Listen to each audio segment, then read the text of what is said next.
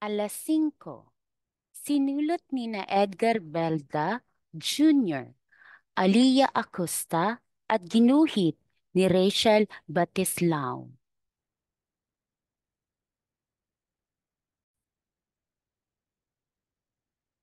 Umaga na naman. Bagong araw ulit para maglaro. Kasama si teacher at mga kaklase ko.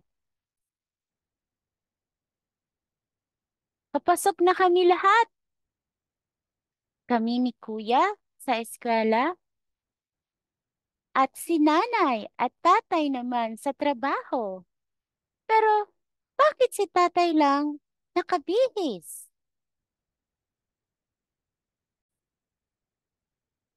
Hindi muna kami papasok ni Kuya sa eskwela, sabi ni nanay. Si nanay naman sa bahay lang, magtatrabaho. May kumakalat daw na sakit sa paligid at bawal kami lumabas. COVID-19 daw ito, sabi ni nanay. At ipinaliwanag niya sa amin kung ano ito.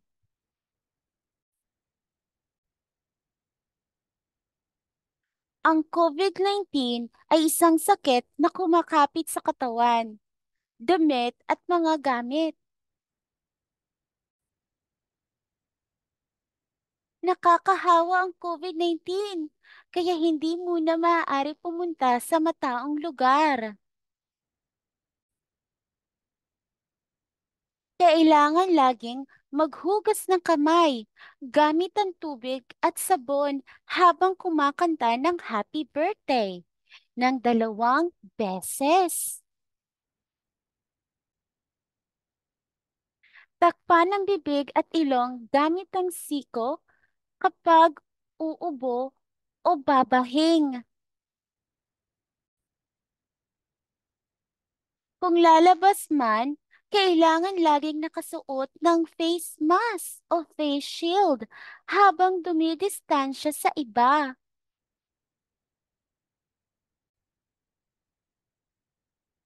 Hali na, kakain na. Maghuhugas muna ng kamay para makaiwas sa sakit. Kaya ko na rin kumaing mag-isa.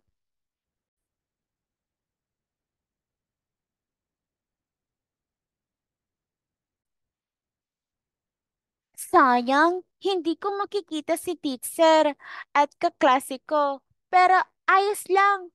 Kasama ko naman si kuya, nanay, lola, bunso, at ang manika kong si Maya.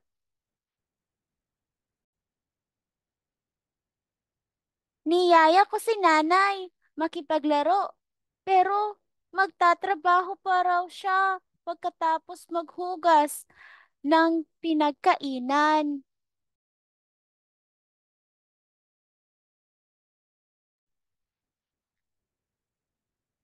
Niyaya ko rin si kuya makipaglaro. Pero may assignment pa rin daw sila kahit wala siya sa eskwela.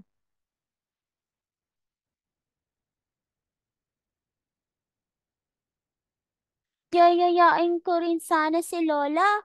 Kaso pinapatulog pa niya si Bunso. Kailangan matulog ni Bunso para siya ay lumaki. Hapon na, nakauwi na si tatay. Yayakapin ko siya ng mahigpit. Pero bawal daw muna yumakap.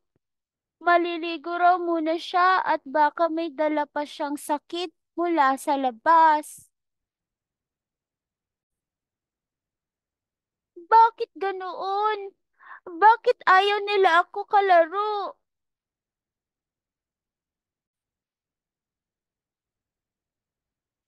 Nang mapansin nilang malungkot ako, nilapitan nila ako at niyakap. Pagsapit ng gabi, ipinaliwanag ni nanay at tatay ang aming sitwasyon. May oras na kailangan nila magtrabaho at may oras din para makasama ko sila maglaro. Isinulat namin ang lahat ng mga maaari naming gawin araw-araw at pinaskil ito sa pader ng aming kwarto. Sabik na akong gawin silang bukas. Umaga na naman. Handa na ako para sa araw na ito. Kakain ng masustansyang agahan. Ehersisyo kasama si Maya. Tingnan mo, ang ginawa kong kutsi-kutsihan. Anong hugis at kulay ang nakikita mo? Tanghali na. Tutulungan ko naman si nanay. Maglikpit ng aming pinagkainan. Pagkatapos, maglalaro naman kami ni Kuya.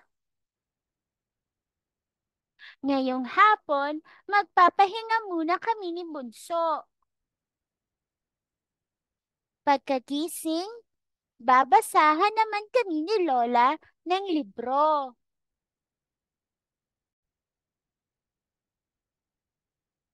Pagpatak ng alas 5 ng hapon, kumpleto kami muli sa bahay. Lahat kami ay handa na maglaro ng sama-sama.